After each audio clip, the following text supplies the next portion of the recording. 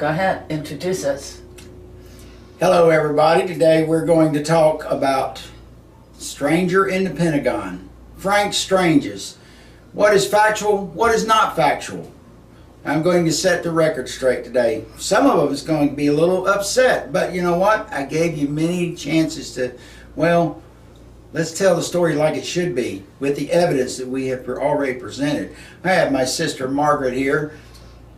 Yeah, I know. She's an old hippie, but who ain't? But anyway, she's going to be asking a lot of questions and everything that are on the internet, things that people are discussing, and including, I said I wouldn't mention too many names, but my dear friends at Ancient Alien Society, pay close attention, my friends.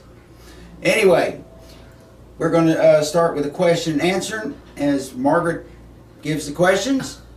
Hey everybody. Yeah, I got suckered into doing another video, so anyway, alright, and since Frank Strange and Stranger in the Pentagon keeps coming up, I thought that it would be good for us to do a video and set the record straight. So, Eddie, can you tell us the facts surrounding High Bridge, New Jersey, the meeting? The meeting took place not in 1958. It took place on April 12th, 1957.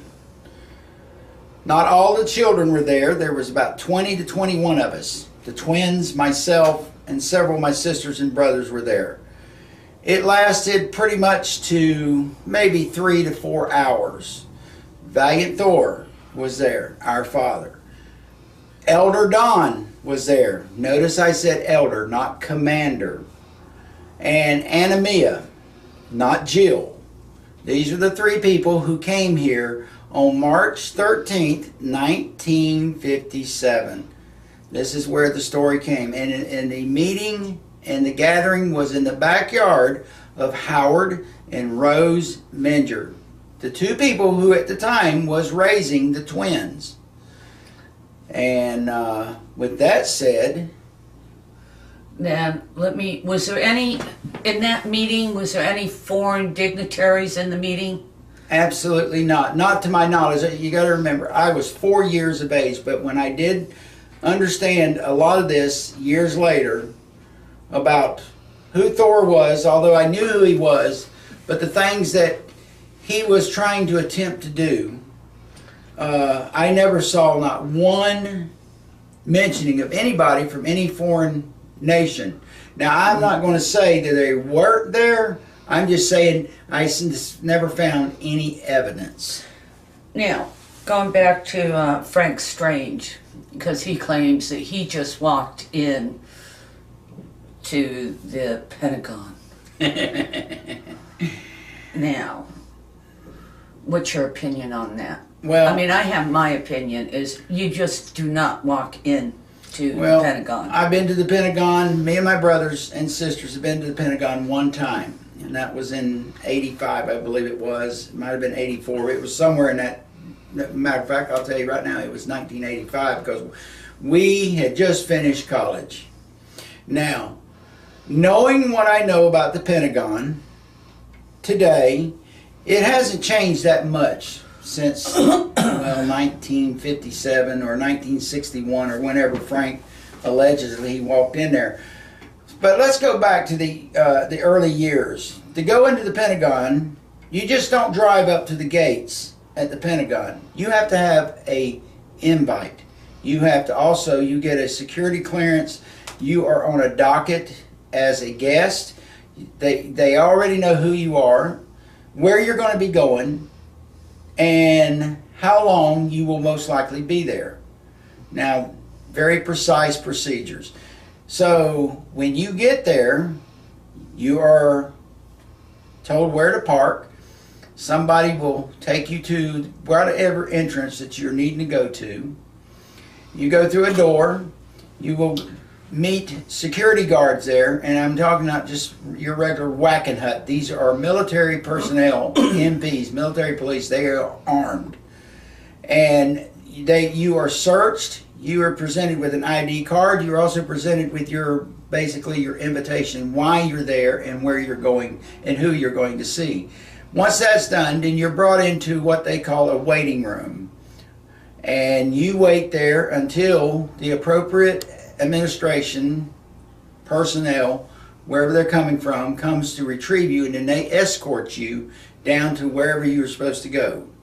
And then once your business is there, they escort you out of the building, and then you get in your car and you drive off the facility. It's simple. It hasn't changed much this day and age, except they probably have metal detectors. Matter of fact, it's not probably, they do. So we know that Menger, that what he said about you know, the meetings at Highbridge, New Jersey, those actually did, that meeting that did happen. It was not a UFO meeting, no, as was stated. No. It was that Thor, Eldredon, and Anamina, they were there to see the children. They were there to basically to see us, yes. It was not a UFO meeting, as well. Right, as been stated. Mm-hmm. And so your opinion is that Frank Strange never just walked into the Pentagon? No, Frank Strange Thank never you. walked into the Pentagon. Because if I can elaborate on that just for a moment, I still have friends in Washington, D.C. And one of my friends visits the State Department, visits the Pentagon on a quite regular basis, and I won't mention his name, and I definitely won't tell you what he does because it's classified, out of respect to him and all that stuff. But they do keep track of the archives there at the Pentagon, who has been there and who hasn't been there. And unfortunately, there's two people that cannot be found on any of the archive lists. And that's one is Nancy Warren, who was supposedly worked for the Pentagon. There's no Nancy Warren, period. And no Frank Strange's, doctor or not doctor, has ever been on the archives. Again, I'm not saying he didn't go there. I'm just saying if he went there, it would have been documented. But I can tell you what is documented, that there's a period of one section of the Pentagon, it sits on the third level below the surface of the ground, that during 1957, the periods that we're talking about, till 1960, this area had been off limits to anyone except authorized personnel. It doesn't say why. It just says it was off limits to people, military personnel, unless they were authorized. It doesn't give no reason. So to me, that's kind of like a red flag. What was going on during them 3 years. And as it's very well noted, our father was here for exact 3 years to the second. Yeah, and my next question was, who was Nancy Warren? Yeah, well, we don't know who Nancy Warren was. Okay. Excuse me. The dates, the people that were involved, do you know who they were and when all these things took place? I mean, you've talked a little bit about that. When you're talking about the people involved, are you talking about the people that was in the backyard?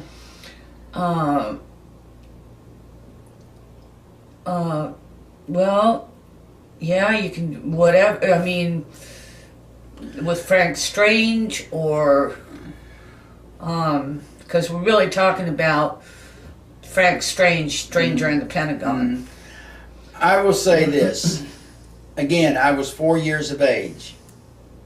It was nothing that a child would remember. Oh, I got to know your name because 50-some years from now, I want to tell your story that you was here. You know, no. I cannot say that.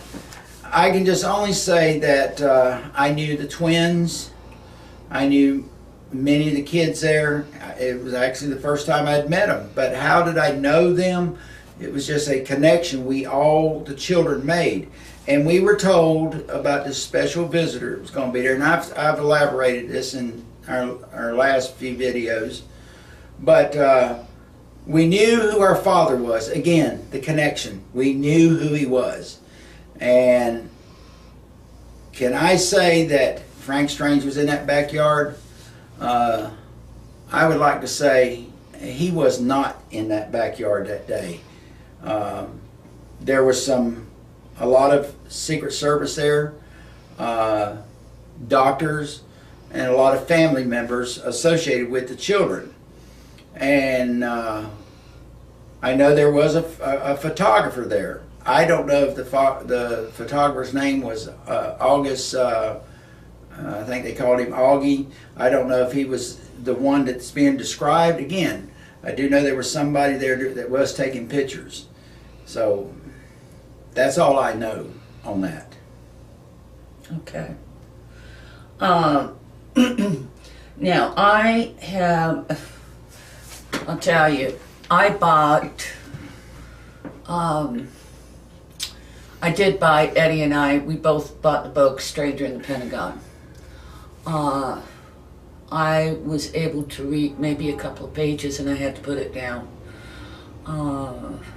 Were you able to read the book? Well, when you first gave it to me, I read it to about the 3rd chapter, and I just,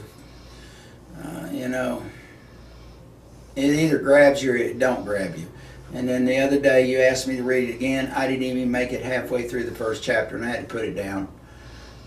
But where am I getting all my information if the things that Frank Strange is saying is true?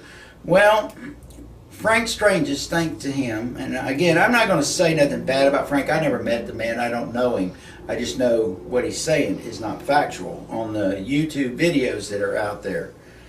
I'll give you an example. For one, he claimed in one of his videos that he had been privy to see some of the information from the Dead Sea Scrolls, and that the Israeli government had contacted him telling him, do not release this information. It's under the highest security there is.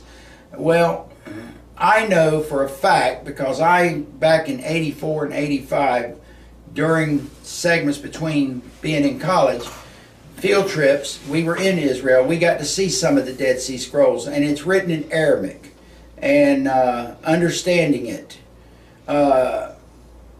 Yes, some of the stuff that's in the Dead Sea Scrolls has not been released because it does pertain to stuff that, well, does pertain to national security, pretty much what we're talking about here. But why would the Israeli government contact Frank Strange and tell him not to release this information? Yet, they don't even know him, because one of my close friends, I used to call her my Jewish firecracker, Linda LeBay, is not only an expert in deciphering Aramaic, but she's also a linguist in Hebrew teachings. And I learned a lot from this lady. And the Israeli government don't even know who Frank Strange is. Let's just put it that way. So I know that is a bunch of hogwash there. And a lot of the things on these YouTube videos connected to what Frank Strange says is Howard Menger refutes a lot of the stuff that Frank says. So, I mean, where did Frank get his information? Oh, I don't know. I've got a question, because I just listened to a video where Frank Strange's wife, she was asked if she had ever met Thor, and she indicated, if memory serves me correctly, that when Frank was doing a talk, that Thor was sitting in the audience. Would our father be sitting in the audience of a UFO? No. Thank you. No. I didn't think so either. And if people will really dig deep, you can see that Frank Strange was married, 5 times? And 2 of his ex-wives came out and said that a lot of the stuff that he was saying was to sell his next book, or it just wasn't true. Now, did they have a vendetta against him? I don't know. I'm not getting involved with What that. What did Frank call the Verona? Was it Victor 1? Yeah, he called it Victor 1. And it's supposed to be Parked kept at Lake Mead? Yeah, it's parked on the shores of Lake Mead. Is that true? No. You know, Okay. think about this, people. You have an $80,000 dream car, so you're going to go park it on the edge of a lake and leave it. Now, we didn't fall off the turnip wagon yesterday. Now, what's your final thoughts on this matter? You know, all the information that you've read about Stranger in the Pentagon.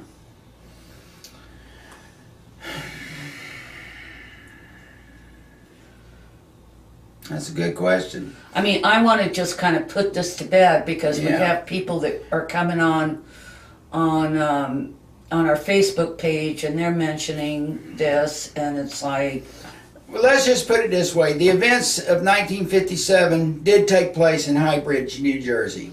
I was there. I was 4 years old. I sat on our father, Thor's, lap. I know what he said. I know what was said. I know my adopted mother was there. Now, who the other people were, I could not tell you from Adam. I just knew who the three individuals that came to see us were. Like I said in the beginning, I would learn later on who was there. Howard and Rose Menger, who was raising the twins. And I know Dr. Giles was there. I know Dr. Swartz was there. Dr. Dorman was there. And several other people from the government. This was a hush-hush, highly secured event. It did happen. It did take place. Now, was Frank Strange in that backyard? Again, I'm not 100% sure to say no, but I am probably very confident, about 95% to say that he was not there. Did he go to the Pentagon? Absolutely not. There's no record of it. Was he privy to the Dead Sea Scrolls? Absolutely not. Was he a minister? Well, you just have to define minister for yourself. Again, I'm not going to say that bad about a man that is not here to defend himself. I'm just going to tell you, I'm just telling you the facts and the records that I know. But the ones like Alien Society that want to call people vulgar names, and I've watched some of your videos too,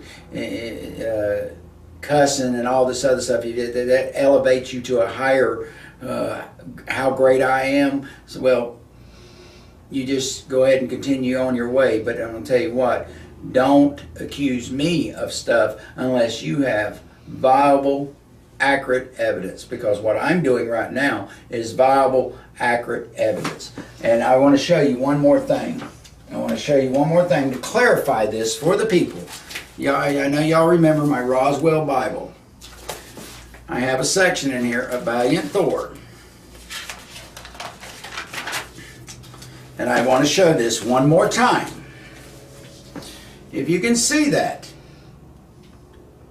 our Father sitting in the middle, sitting off to his left, that is Elder Don. Sitting off to his right, that is Anamia. oh, that's Now- right. Didn't somebody say that that was Frank Strange? Yeah, and if you know, for one, our Father has 5 hands, just like me, just like my sister. He doesn't have 6, as Frank claimed. We have fingerprints. We have palm prints. We have toe prints. Totally different from what Frank said, that he noticed that when he shook Thor's hand there in the Pentagon, he had 6 fingers. There was no fingerprints. That is, sorry people, that boat does not float. And he's not from Venus. No, he is not from Venus. You know, we came to a conclusion. I've talked with my brothers about this. back in the 50s, they had a big, I don't know, a tinfoil hat gathering at Big Rock, California. And I don't want to sound arrogant, but that's what it was. And if you look at some of the old videos, it's on YouTube about that event that took place, and I don't remember what year it was, but it was right after the events in New Jersey took place. But anyway, these people claiming that I took a ride to Venus and to Mars and throughout many other places, and my guest let me fly the saucer. I mean, you know, these are the black eyes that the UFO community has suffered over the years. And for the simple reason is because they've allowed it. And this is, again, why am I hard on a lot of the UFO experts, is because in their mind they're experts, but in reality they have not been and done the track work. They have not went out there and talked to the people. They've not studied the files of Blue Book and the people that was involved with it. And again, I don't want to sound harsh on them, because many of them only took it by he said, she said. It's just like right now. It's me. I mean, I said, Frank said, but I'm showing the evidence. And you as a people, you be the judge. But remember this one concept. In any court of law, the evidence speaks for itself. It either frees the accused or it convicts the accused. I'm not being accused of nothing, because I'm presenting the evidence. I'm not trying to sell a book. I'm not trying to sell a DVD. And I'm not making no money off this. My sister is not making no money. None of us. The thing it's cost me money. The thing about it is that we are presenting the facts. My sister came up with a little analogy here just a while back. Drip disclosure. And the more I thought about that, the more I laughed. I couldn't help but laugh, because holy crap, she knocked it out of the ballpark. If the federal government and these alleged UFO experts truly want to disclose, present your evidence. We are presenting the evidence. We are coming out. And I warned many people, and I'm not going to mention any names, but some congressional leaders that knew about us, that if they did not disclose soon, we were. And I think that, and I have, and that's getting on to something else. But I think that maybe we should do another video on that, where I will read some of the documents to the people. I mean, I've seen them. I have seen the documents. I have seen the so-called birth record that does state that your father is God. Well, you know, let's clarify that since we're talking about this. God is a concept of man's creation, just like religion. Look at it this way. Let's just say the men that landed on the moon in 1969 got there, and there was these little tiny people, and they see this big fiery object come down, land, and these two strange beings in these puffed up spacesuits. These people have never seen this before, so automatically, wow, they're gods. We have never looked at ourselves as gods. Our Father does not look at himself as a God. He is part of the creation story, just like you are. He's never proclaimed to be God. My brother Jesus has never said, I was God. Throughout the biblical record, he said, I was the Son of God. Just like I have said, I am the Son of God. You are the son of gods. This is the daughter of the gods. You're from the creation, the very seeding of this planet. And as we've stated before, you are an extension of the Pleiades people.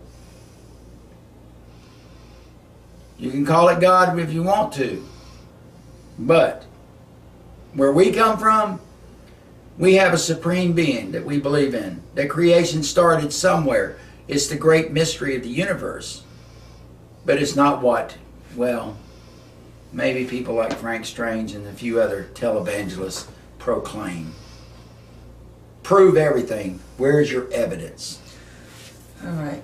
Anyway, we're going to close this video, and we're going to do another one. I'm going to answer people's questions from our Facebook page that we haven't gotten around to, so that we get everything taken care of. All right. And you know what? I just want to, I want to say, because I've had some people call me, and it really, you guys have really just touched my heart, really touched my heart. Eddie and I will always do our best to be there for all of yous. Eventually, I think there'll come a point in time where we can't. But I wanted to, the women, the men that I have spoken to on the phone, it really, it's my privilege to talk to you. Okay,